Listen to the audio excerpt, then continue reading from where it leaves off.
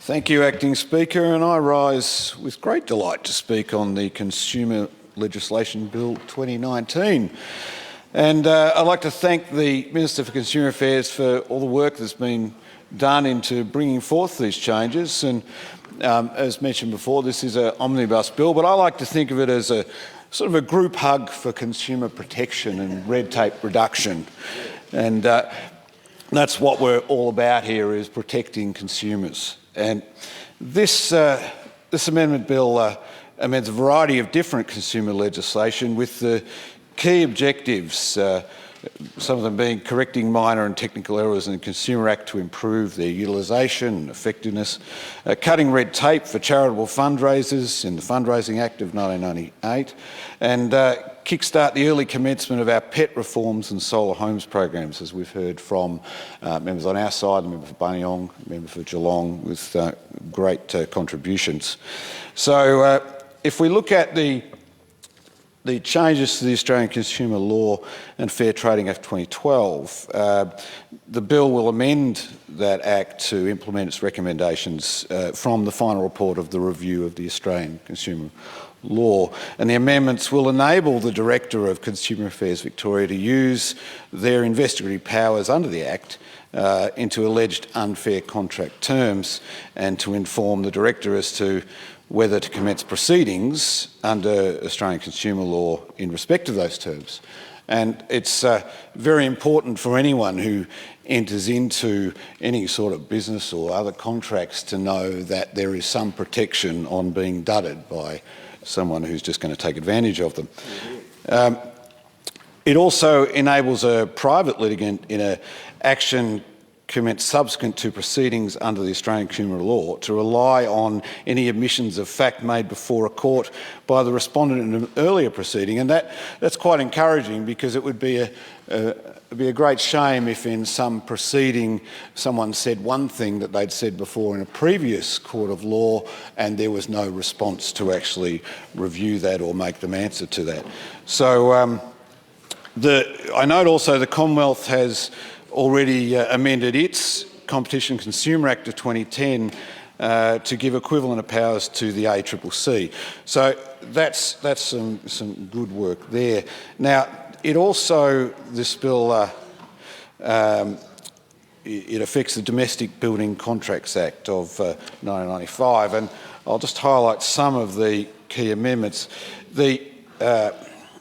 It makes a number of minor technical amendments to the Domestic Building Contracts Act to enable the Domestic Building Dispute Resolution Victoria, or the DBDRV, to better discharge its objectives in resolving domestic building disputes as quickly and as efficiently and as cheaply as possible, especially in the need of fairness. Now, since its inception in April 2017, the DBDRV has received more than 11,500 dispute resolution applications and closed almost 9,000 cases. And I think that's a great strike rate. So things that we can do to improve that will reduce the processing time involved in determining whether or not to accept dispute for conciliation, and provide greater flexibility to the Chief Dispute Resolution Officer to issue a certificate of conciliation with a dispute not being resolved.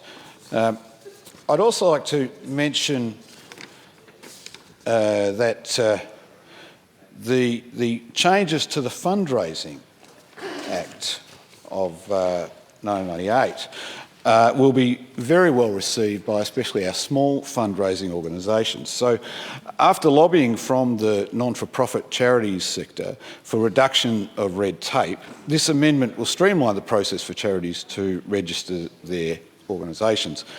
So similarly, simplifying the reporting requirements so that registered charities are no longer required to lodge separate reports with the Australian Charities and Not-for-Profits Commission and the Director of Consumer Affairs. So half the work, and for especially smaller not-for-profit charities, that will be very well received from an administration point of view. The Australian Charities and Not-for-Profits Commission and Consumer Affairs Victoria will now have better exchange of information between each other.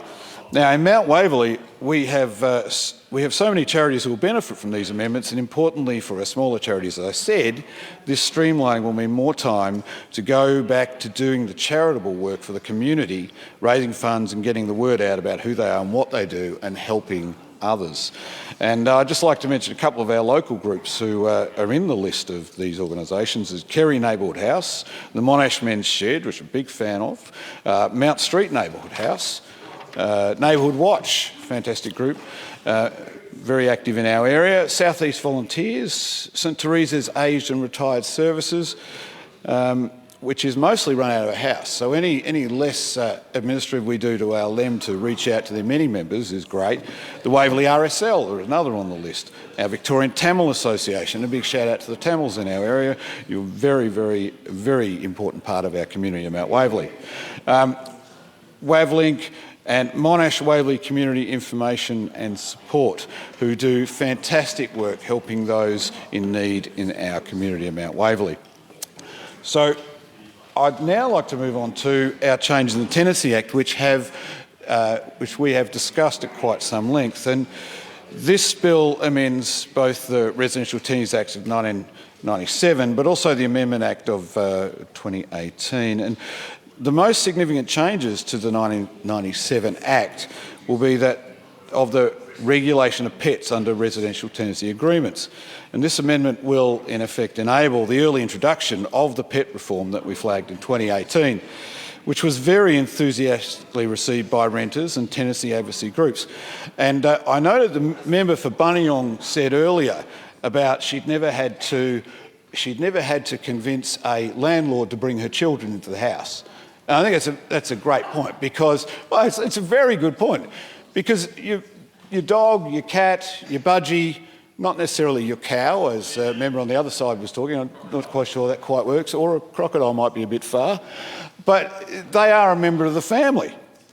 And the fact that you need to try and convince a real estate agent that maybe, a cat is somehow chattel or something, or some sort of bit of property you're bringing, it doesn't quite make sense. So I think it's great that we're bringing this forward. And I note that, especially in Mount Waverley and all through the state, we have an ageing population. We've got an ageing population who, as they grow older, sometimes will downsize, and some of them inevitably end up in rental accommodation. And so I think you need to think about the people entering the rental market that may not have been in that, and those people already have pets.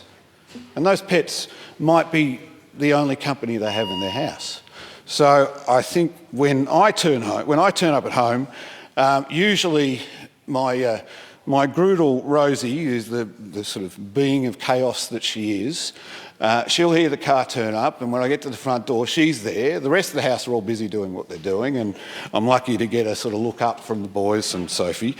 But having that pet at home for many, many, many of us, and I'd say a majority of us, is what gives us that first smile when we arrive home. So anything we can do to decrease social isolation, especially in our aged, but anyone, is great work this government's doing. Now, I am running a little bit light on time, but I do want to say definitely about allowing renters and landlords to come to agreements for our fantastic solar homes program. And I note the member for Forest Hill earlier was giving some figures, but I think his clock's running about 2 months behind, because I'd just like to point out that in September, 9,750 applications were available, and in October there currently are 6,500. So he might want to update his figures there. And so, in closing, this big group, this big hug of amendments for consumer protection is... It's a consumer cuddle. That's right. Thank you, Member for Burnwood. It's just another show of empathy for people in real life situations from the Andrews Labor government. And I am excited to see the pet rental reforms, the solar rental reforms, and also the charity fundraising reforms. And it's great to see our government giving back to the people of Victoria and make sure they know we're getting it done.